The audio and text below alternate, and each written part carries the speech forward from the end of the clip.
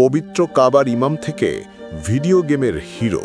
পবিত্র কাবা শরীফের ইমাম ছিলেন শায়েখ আদেল আল কালবানি। কখনো বিজ্ঞাপনে অভিনয় করেছেন, কখনো ছবি তুলছেন মেসির সাথে, কখনো আবার বিলাসবহুল সুইমিং পুলে সাঁতার কাটছেন, মোটরবাইকে ঘুরে বেড়াচ্ছেন স্টাইলিশ পোশাকে, এমনকি জুয়ার ক্লাব উদ্বোধনেও অংশগ্রহণ করেন। শুনলে অবাক হবেন, একসময় তার কণ্ঠে কোরআনের তেলাওয়াতে আবেগে ভাসত লাখো মুসল্লি। কিন্তু আজ তাকেই ঘিরে চরম বিতর্ক। তার লাইফস্টাইল আর কিছু শরীয়ত বিরোধী মতামতের জন্য অনেকে তাকে ধর্মচ্যুত বলতেও দ্বিধা করছেন না। ১৯৫৯ সালে ৩রা এপ্রিল সৌদি আরবের রিয়াদের জন্ম তার। বাবা মা ছিলেন আমিরাত থেকে আসা দরিদ্র অভিবাসী। লেখাপড়ার পাশাপাশি জীবিকা নির্বাহে যোগ দেন সৌদি এয়ারলাইন্সে। পরে ধর্মীয় জ্ঞানে গভীরতা অর্জন করেন কিং সাউদি ইউনিভার্সিটিতে পড়ার সময়। শেখ আবদুল্লাহ ইবনে জিবরিন ও অন্যান্য ওস্তাদদের কাছ থেকে হাদিস, তাফসির ও ফিকহে তালিম নেন।